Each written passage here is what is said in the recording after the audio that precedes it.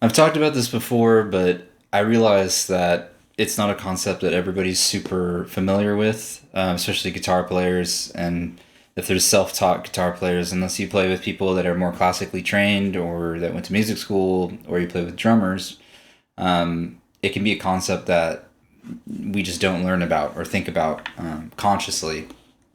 And that is swing. What is swing? So I am going to put up a diagram to kind of explain it in the way that made the most sense to me personally, and we can just go from there. But essentially, you have, normal beats, which we obviously all know, just a straight 4/4 type of feel. Any metronome in its basic state is just, has how many beats per minute, right? When you have a triplet feel, which is like a triplet, that's like the mnemonic way to think about a triplet in terms of rhythm. You can subdivide each one of those quarter notes into three notes. 1 2 3 1 2 3 1 2 3 1 2 3. Basically, all you're doing with swing, for a really high level understanding, is you're taking that 1 2 3 and you're removing the middle, and it becomes and so I'm gonna have a diagram up here that kind of shows that concept, but that's just a way to explain it. It doesn't really do much for you if you're just looking at a piece of paper and you see it. You need to be able to hear it and then make that connection that that's what's happening. So you're still in 4/4 time. You're just subdividing based on a triplet feel, and then you're getting rid of that middle triplet, so it becomes that kind of trot, which, if you're swinging very hard, it's like a shuffle, which is a blues.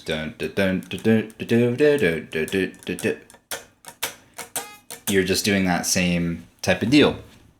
So I'm gonna I'm not gonna share my screen, but I'll put a link to an online metronome that allows you to put in swing. And swing usually goes from, it's like a percentage. So 50% is like no swing, and then you can kind of increase from there. And the maximum amount you can swing is like 66%. I don't want to get too into it, but it's just like saying when it's 50%, you're basically like subdividing equal lengths, so it creates a very straight feel. And when you're doing 66%, it becomes more of like a 1/3 thing, triplet. You have to think in thirds rather than in like halves or quarters. So it's thirds versus quarters. Let's just, from a high level, we can explain it better than that, but I don't think we really need to do that. But it's a sliding scale, so you can kind of push from being perfectly 50% to 1/3. And so swing it's a sliding scale. It's not just on or off. Either you're swinging or you're not. You can determine the amount of swing. And so this metronome is great because when you go into eighth notes, the little swing options light up, and you can move the amount of swing and adjust it. So I'm only going to play it through my computer speakers, which is going to pick up through my microphone. It might not sound great, but hopefully it gets the idea across of what I'm talking about. So we're at like 50-50, and this is, so instead of going quarter notes, we're doing eighth notes, so we're doing twice as many. That's what you're hearing, but it's still, right? That would be quarter notes, and then eighth notes, and then would be 16th notes. It would sound like this. Okay, so when you have eighth notes, you can turn on swing. This is me moving the swing slider.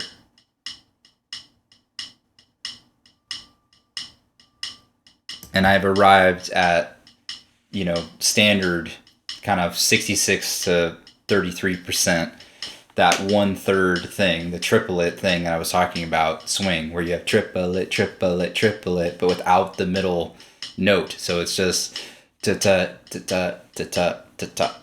That is swing. And what it does to the feel, right? Let me bring it back to straight, and I'll be playing like B right now.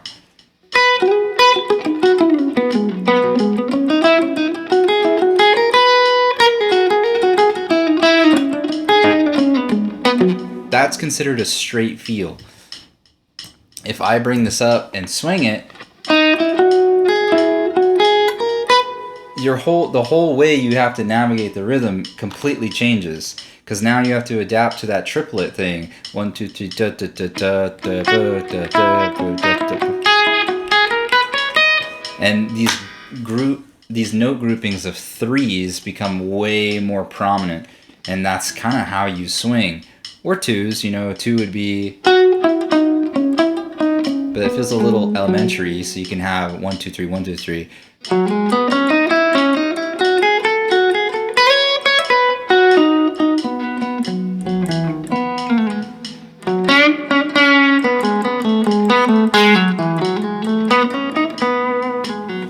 So the important thing I want to say here is swing versus not swing. If you have a chord progression that you think you've mastered in a straight feel, try swinging it. It might totally shake up your whole perspective of your time feel and your rhythm. And if you aren't practicing swing, every guitar player should be able to swing. If you can't swing, you're not going to be able to play over blues or jazz that well. It's an important foundational time feel that you need to have. And of course, there's a range on how much you swing, but it's just a really, really good thing for guitar players to practice. And I think a great song example of a song that swings super hard, that doesn't allow you to really play straight, it forces you to swing, is Sugaree. And I'm only going to play like the solo section, which is just 2 chords. It's a B and an E major. Both are major. It's a B major and E major. And the time feel of it,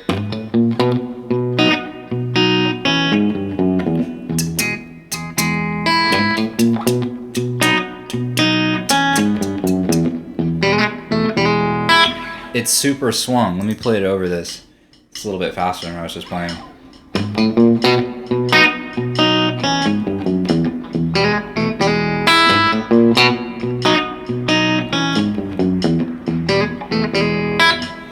I've never actually done this. Let's hear what it sounds like if you try to play it straight. You can't even. You know, I can't even imagine what the riff sounds like over a straight feel.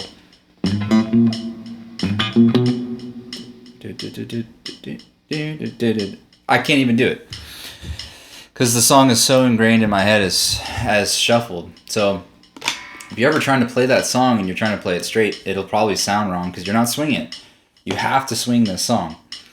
So I mean, that's the basic concept of swing. If we want to talk about Sugaree, I don't know if I'm going to put up diagrams for it because it's the exact same concepts I've been talking about, but you can use the hybrid pentatonic when you're in B, and when it goes to E,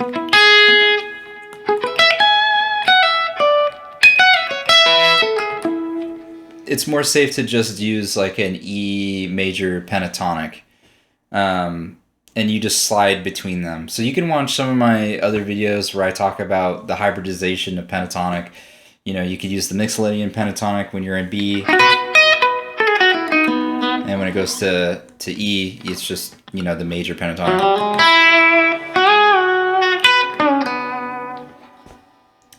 Which is pretty straightforward, but then when you have to swing it, it becomes about triplets, right? So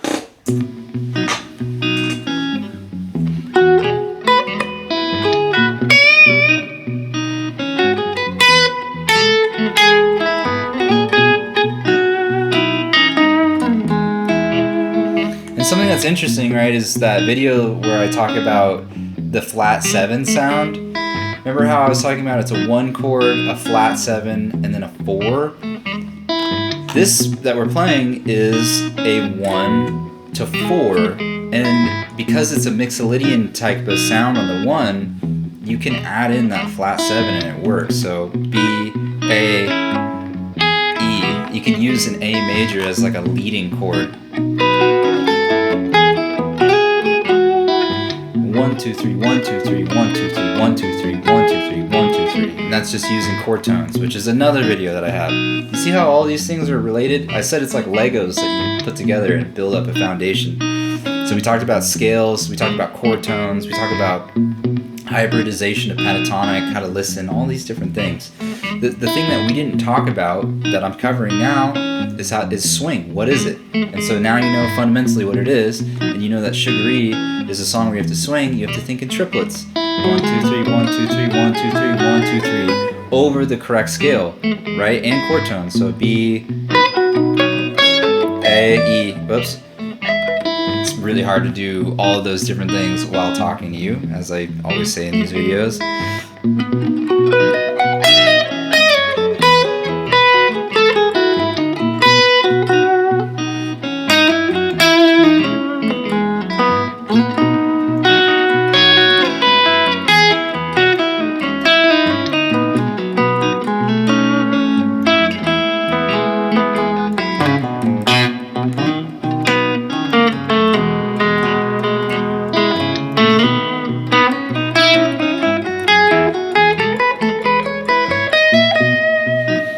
That's a classic Jerry Garcia thing. Jerry could swing so hard. He was a master at triplets. And you're hearing me do a lot of those triplet runs. 1, 2, 3, 1, 2, 3, 1, 2, 3, 1, 2, 3, 1, 2, 3.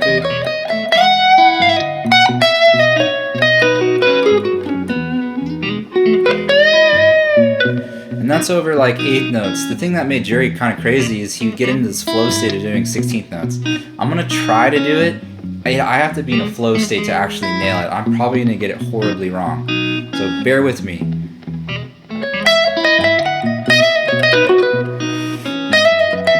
I need to just start with 8 notes.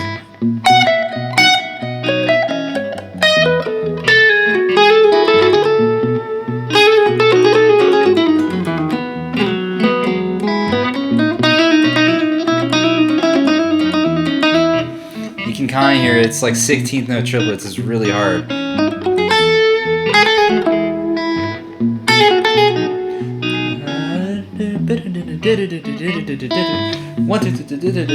I don't know if I can do it this fast.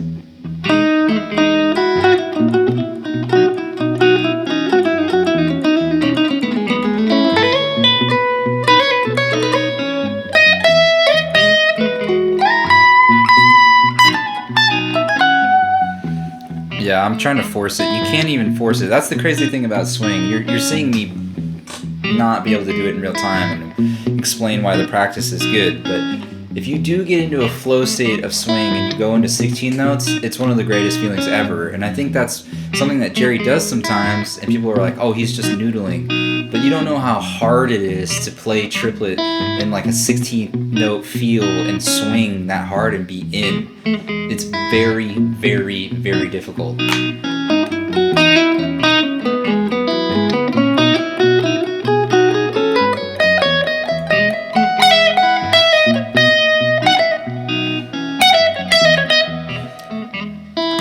It might be too fast.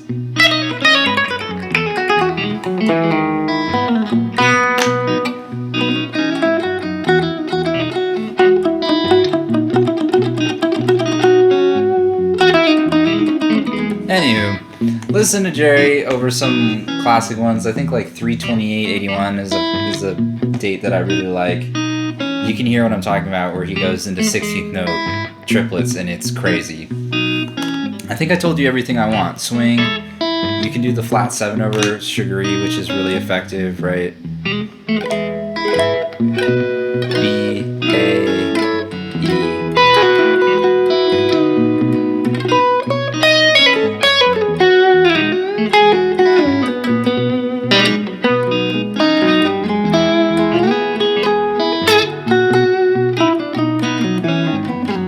There's nothing wrong with not shredding and playing 16 notes and just keeping it as that mellow triplet. 1, 2, 3, 4.